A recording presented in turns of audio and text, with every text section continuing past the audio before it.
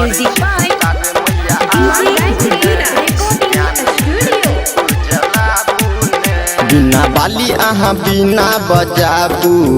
अपना बेटा के सुरताल सिखाबू अपना बेटा के सुरताल सिखाबू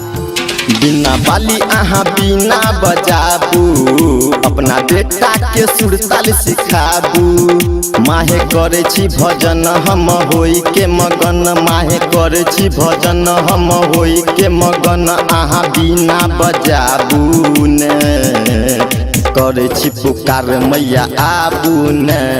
ज्ञान के दीप जलाबू ने करे छी पुकार मैया आबू ने ज्ञान के दीप जलाबू ने DJ good Madhubani DJ good Madhubani अभी आप सुन रहे हैं सावरिया म्यूजिक।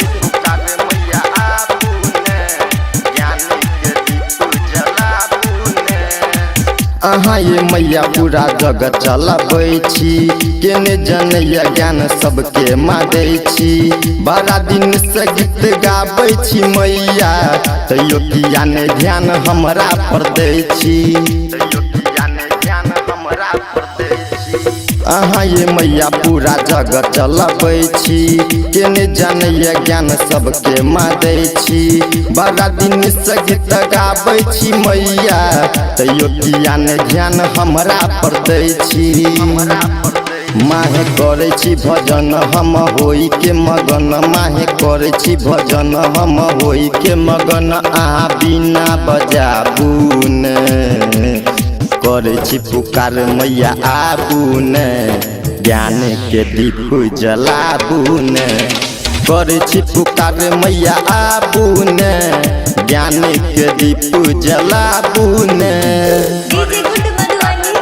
DJ गुड मधुबनी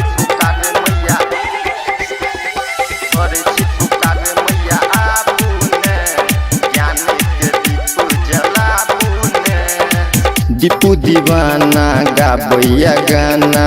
दियो नमा कनी ध्यान ये सबके आहा आपन बुझै छी हमरा बुझै छी आनिए हमरा बुझै छी आनिए हाँ दीपू दीवाना गाबैया गाना दियो नमा कनी ध्यान ये सबके आहा आपन बुझै छी हमरा बुझै छी आनिए मैया दियो न ध्यान बनू नहीं माँ अनजान मैया दियो न ध्यान बनू नहीं माँ अनजान किछ हमरो सिखाबू ने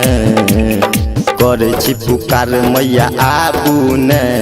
ज्ञान के दीप जलाबू ने करे छी पुकार मैया आबू ने